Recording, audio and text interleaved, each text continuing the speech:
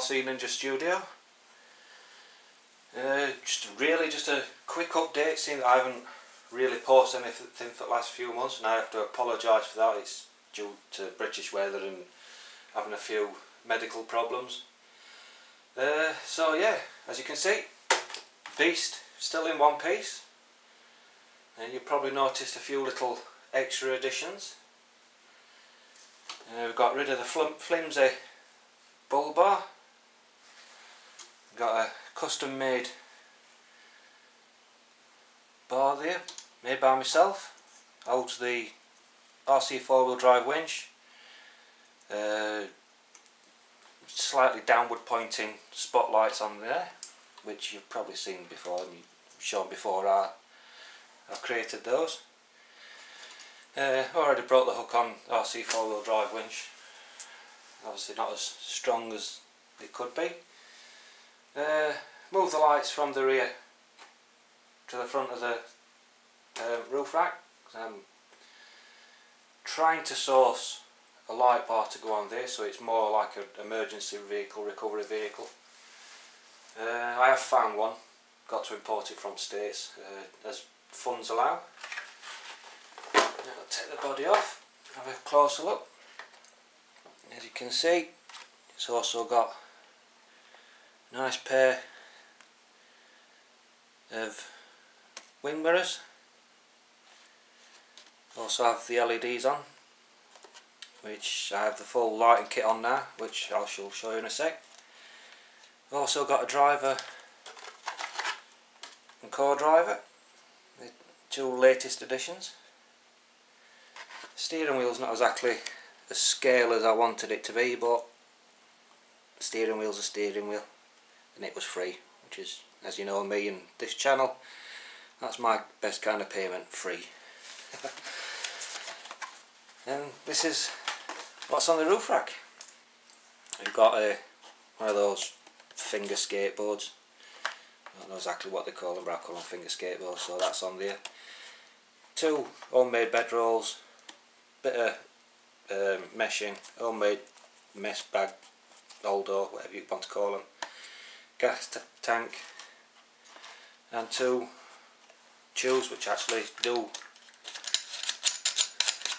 open up, so I can actually store things in there if I'm really desperate for space, which I'm not for this. And as you probably guessed, hold them that way up, and actually hold cigar tubes. So yeah, as you can see, spare wheel still there. I've also got two fake exhaust stacks on, so I'll go for more of a redneck look. Front pretty much the same, only difference is now got two LEDs in, more LEDs in back, indicator, reverse. LEDs there were the same, I just wired them up differently. Now side light and brake light. And to the underneath, you'll have to excuse all the tape and the masses of wire. And this is the little control box that controls all the lighting up, all the light besides the front headlights and side lights and the roof lights. They're still on their own separate battery. I didn't want to drain the main battery too much. Where this controls left and right indicator, reverse function and brake light function, which is what I wanted for a more scale look. And for the price, I think I only went for one of the cheaper ones. I think it was something like £14, something like that, around $20 mark. And yeah, it works brilliant. I've got more scale look, which you'll probably see on one of the other latest videos. Going to upload 2 videos in the next couple of days. So yeah, that's the body almost finished. And as you can see, it's permanently fixed. Now I've just got to cover these holes up. That were these holes there. That were a modification that I did today. Realised I didn't really need all that space that went at the bottom. It was going to be for a different project that I was going to do with this shell and this chassis. I was actually going to put something actually inside there so it kept it more waterproof, but I've changed plans, so I don't really need all that extra space in the bottom, so I've just cut bottom of that off, and it just makes it a hell of a lot easier to put the shell on to the chassis now, where I don't have to try and fix it into where it needs to be on chassis. I can just plop body on and off we go. Talking of chassis, here we are. As you can see, nothing's really changed besides 2 extra leads, wiring harness for the lights, which just go into your ESC, and one into your steering. Just lengthen the wires. I think I did that one on last video. Just get battery up front, and here we have the RC 4-wheel drive winch, which is not the most powerful winch, I've got to admit, but it does look very scale, and it's also mounted on the bar. I don't think you can see that there. It's 2 P-clips that I'd lying about. So we're umming and ahhing where I was going to actually mount it. I thought I had to weld the plating, because all this is actually steel, it's all welded steel, and it's a bit messy around the sides, but body covers that bit up. And yeah, it's nice and strong fixing, not going to really go anywhere. Wired into the main battery plug, which again, once I've got a little bit further on the build, it'll have its own separate battery, and I'll be running batteries either side of the chassis, so I plan on another little bit of chassis work coming out and link it to front and rear bumpers, just so it's got a bit more juice to go through. And here we have the rear bumper and tow hook, all homemade. It's solid as anything. If anything, it's more solid than the rest of the truck. As I've tested it, I've actually dropped it and it's landed on bumper, and bumper's not even budged. Or just the odd little scratch here and there on the bumper. Still have the old chain on and skull. Got to have my skull on. Be lost without that now. That's my little lucky mascot. Still running same standard wheels and tyres. And to be honest, I've not really needed to change for the terrain I go on. It doesn't need huge amounts of grip, it just needs to be able to grip really. I mean, the weight of the truck is, it's not a lightweight truck anymore. And the front rims were already weighted. I think they have something like 25 grams of lead in the front, none in the rear. And that's when it was originally a crawler. Which it can still do basic crawling stuff, it's still got the capability. It's got half decent articulation, so it's not too bad. So yeah, that's a year's, well, just slightly over a year. I think it's a year and 1 month's evolution of the Maverick Scout. And yeah, it's been a brilliant build so far. I mean, there's still work to do. Like I said, I'm going to be linking the front and rear bumper up with like a separate little cage that goes round to protect the side.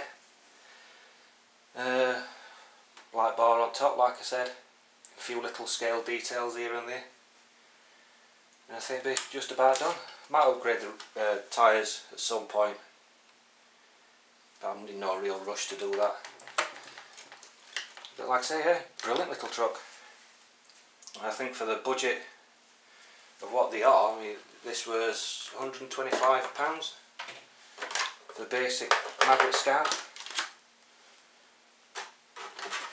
which is just really that bit. And the Scout itself, it's not a brilliant crawler, it's an adequate crawler, and with very little modification it turned out to be quite a good crawler after all that. I mean, we lowered the chassis, weight up front, and it could virtually go up anything. Really impressed. And for a £125 truck or crawler, it could do the same stuff. I mean, we actually I can't, you'd probably be able to go back and through me videos and find when I was running with the Honcho, and the Honcho was actually getting more stuck than this were, and that were worth 3 times more than what this were, and this was just going over rocks, through mud, not really going its way with Honcho. It just kept getting stuck all the time. So yeah, really pleased with that. I think the lad who had the Honcho weren't really happy. But yeah, great truck. That's the original body, so you can see how much it's been lengthened and how much it's added. In fact, quite like that look. The old original body. But yeah, that's what it looked like. Yeah, been a very good build. Great things to work on these. I mean, they're almost identical to the Axial AX10. Some of it you will probably recognise certain bits, like the base plate's the same, the chassis plate's slightly different, but the linkages are the same, axles are the same, even the rims are the same. Let's see if I can show you. I mean, if you look at the transmission and motor, they're identical to the Axial ones. I mean, the Maverick is owned, or the company Maverick is owned by HPI, so yeah, like I said, great little thing. If you're looking for a cheap entry level crawler, I can't suggest these any more. I mean, they're absolutely brilliant. Like I say, you do have to modify them.